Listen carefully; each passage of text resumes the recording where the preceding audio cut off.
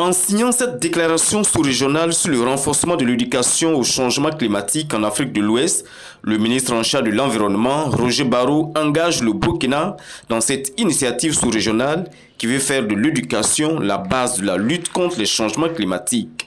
Cette déclaration, ici signée, concerne 13 pays et elle vise à mobiliser les financements pour soutenir et appuyer de façon structurelle l'éducation au changement climatique dans les pays respectifs.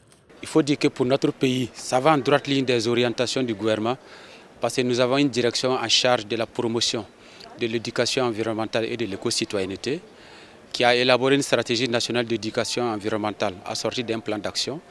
Au niveau du ministère en charge de l'éducation, il y a des curricula qui ont été élaborés en lien avec l'éducation environnementale.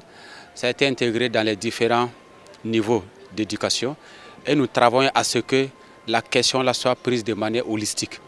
Mais aujourd'hui, c'est spécifique sur le changement climatique. Mais vous verrez que pour la question du changement climatique, tout collabore à aller dans ce sens. Si les déchets sont mal gérés, il y aura un problème de changement climatique. Si les forêts sont détruites, il y aura une question de changement climatique. Donc l'éducation au changement climatique est très bien pour changer la mentalité des élèves qui sont les futurs leaders.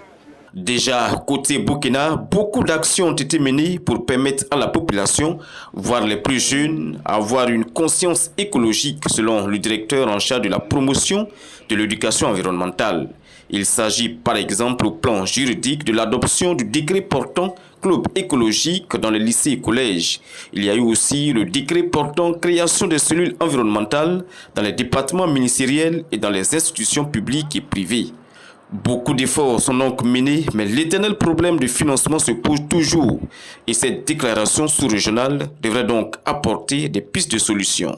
Il n'y a pas beaucoup de financement dans le domaine et aujourd'hui nous on a un plan d'action relatif à une stratégie nationale d'éducation environnementale qu'on a adopté tout récemment. Et ce plan d'action tourne autour de 4 milliards avec un gap de autour de 3 milliards. Donc cette occasion c'est une aubaine pour nous, effectivement, de faire le plaidoyer pour que ce plan d'action en tout cas puisse être mis en œuvre. Nous avons mis en place un certain nombre d'outils en lien avec l'éducation environnementale et l'éco-citoyenneté.